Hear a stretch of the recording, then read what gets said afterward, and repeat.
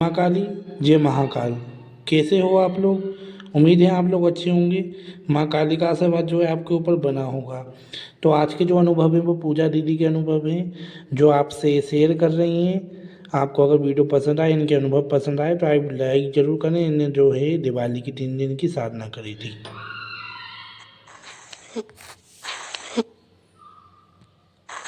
जय माँ काली निहाल भाई।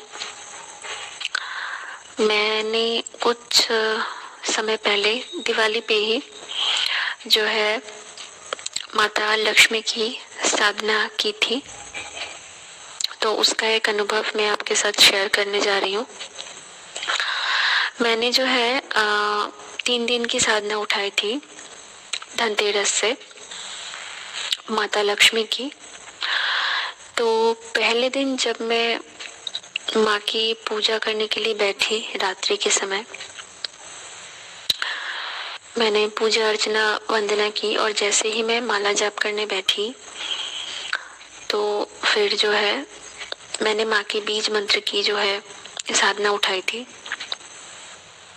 तो मैंने साधना जैसे ही स्टार्ट की तो फिर पहले ही दिन मुझे जो है ना किसी लड़की की हंसने की आवाज आई, जैसे किसी कोई कन्या हो उनकी मुझे हंसने की आवाज आई और प्रॉपर सुनाई दी मुझे वो आवाज। और मैं कमरे में अकेली थी तो मैं बहुत ज्यादा डर गई। उसके बाद मैं आंखें बंद करके जाप कर रही थी तो मेरी आंखें खुल गई और फिर ना मेरा ध्यान नहीं लगा, पर मैंने जाप कंटिन्यू किया, मैंने जाप नहीं छोड़ा। मैं तब तक वहां से नहीं उठी जब तक मेरा संकल्प पूर्ण नहीं हो गया उस दिन का।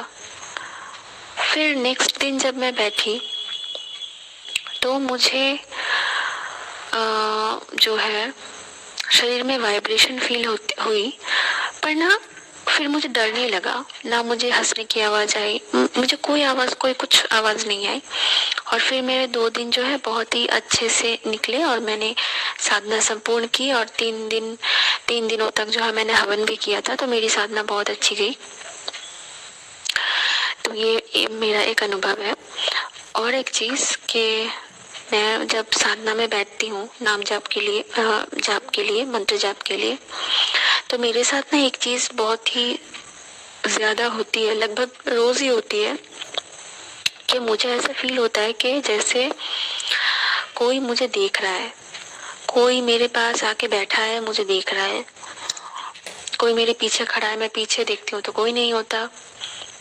कभी कभी कान में आवाजें आती हैं तो पर वो क्या कहने की कोशिश करती है वो मुझे समझ में नहीं आता। कभी कभी सपने में ना कुछ दृश्य दिख जाते हैं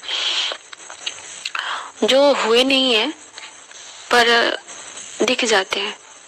तो फिर अगर वो अच्छे होते हैं तो ठीक है, पर अगर मुझे कुछ ऐसा दिख गया जो कि नहीं होना चाहिए तो फिर मैं भगवान से प्रार्थना करती हूँ कि भगवान ऐसा ना हो। तो चीजें दिखती है और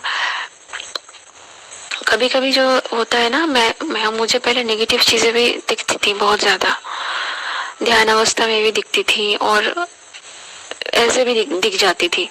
तो फिर ना मैंने भगवान से जो है प्रे किया, प्रार्थना की कि प्रभु मुझे सिर्फ पॉजिटिव चीजें ही दिखें, आपके दर्शन हो, पर नेगेटिव चीजें मुझे ना दिखें, क्योंकि मैं उनसे बहुत ज्यादा फिर विचलित हो जाती थी। क्योंकि उन शक्तियों की जो एनर्जी है वो शायद मैं नहीं झेल पाती हूँ और नहीं मेरे अंदर इतना सामर्थ्य है कि मैं उनको जो है उनको कैसे हैंडल करना है वो मुझे नहीं पता। तो इसलिए मैंने प्रार्थना की और फिर उसके बाद से मुझे वो चीजें दिखनी साक्षात रूप से दिखनी बंद हो गई, मुझे नहीं दिखती अब। पर हाँ, पॉजिटिविटी फील होती है और ना मैं अगर कहीं जाती हूँ तो मुझे फील हो जाता है कि वो जगह पॉजिटिव, उस जगह में पॉजिटिविटी है कि नेगेटिविटी है, मुझे बहुत इजीली सेंस हो जाती है चीजें, मैं फील कर लेती हूँ बहुत इजीली। तो ये मेरा एक अनुभव है जो मैंने आपके साथ शेयर किया। और भी मेरे बहुत सारे अनुभव हैं जो मैं आपके साथ समय समय पर शेयर करती रहूंगी। तो अभी के लिए जय माँ काली, जय महाकाल। तो ये जो है 3 दिन की साधना के अनुभव हैं, बहुत ही सच्ची भक्त हैं ये भगवान श्री कृष्ण की। और बालाजी की चालीसा भी बहुत अच्छी पढ़ती हैं। 3 दिन की जो इनने साधना करी थी दिवाली की।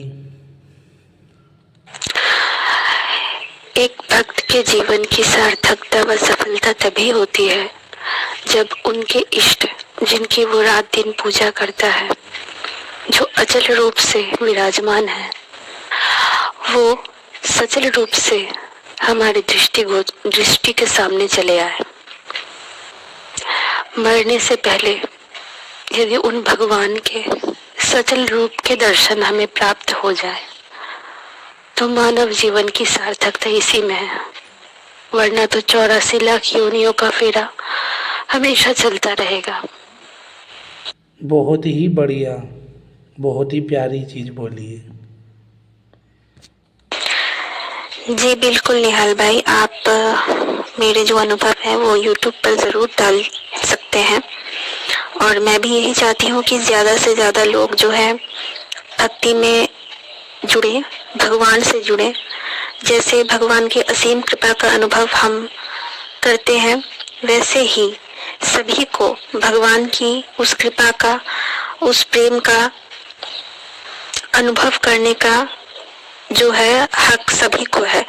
तो ज़्यादा से ज़्यादा लोग जो है भक्ति में आगे बढ़ें, भगवान से जुड़ें, भक्ति करें। जितनी अल्पायु में हो सके उतनी अल्पायु से भक्ति शुरू कर दें। ये नहीं कि भक्ति तो बुढ़ापे का काम है, ऐसा बिल्कुल नहीं है। क्योंकि हम भगवान को भी ताज़े, सुगंधित और सुंदर पुष्प चढ़ाते हैं। तो फिर जब हम युवा हैं और हम जब अल्पायु में है तो क्यों ना हम अभी से भक्ति में लग जाए। क्योंकि कल किसने देखा है, कल का तो किसी को भी पता नहीं है। कल हम रहेंगे या नहीं रहेंगे ये भी नहीं पता, बुढ़ापा आएगा भी या नहीं ये भी हमें नहीं पता।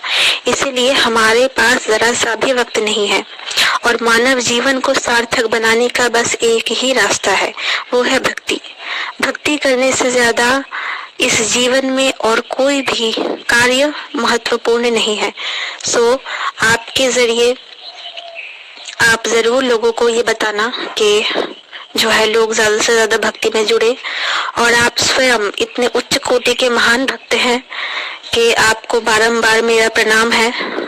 आप ही के कारण माँ महामाया, माँ भगवती के नूपुरों के आवाज मैं सुन पाई आपके कारण।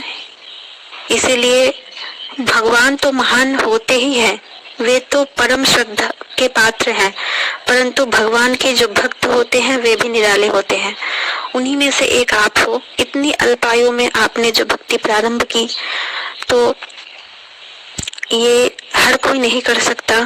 और आपकी भक्ति को, आपके प्रेम को माँ भगवती के प्रति मेरा बारंबार प्रणाम है। इसलिए आज से आपको मैं एक नाम दे रही हूँ, भक्तराज। भक्तराज कहूंगी मैं आज से आपको, क्योंकि आपकी भक्ति वर्णना करने के भी लायक नहीं है। जो माँ ने आपको चुना है अपनी भक्ति के लिए, इसीलिए आप हमेशा ऐसे ही भक्ति करते रहें। मेरी यही प्रार्थना है माँ से। माँ आपकी सदा रक्षा करे, आप पर सदा कृपा बनाए रखें, आपके पूरे परिवार पर कृपा बनाए रखें। जय माँ काली, जय महाकाल। बहुत ही प्यारे अनुभव थे पूजा जी आपके। आपकी भक्ति इतनी सच्ची थी जो माँ भगवती कन्या रूप में आपको अनुभव करवाए। माँ की तरंग आपके पास आना चालू हुई है।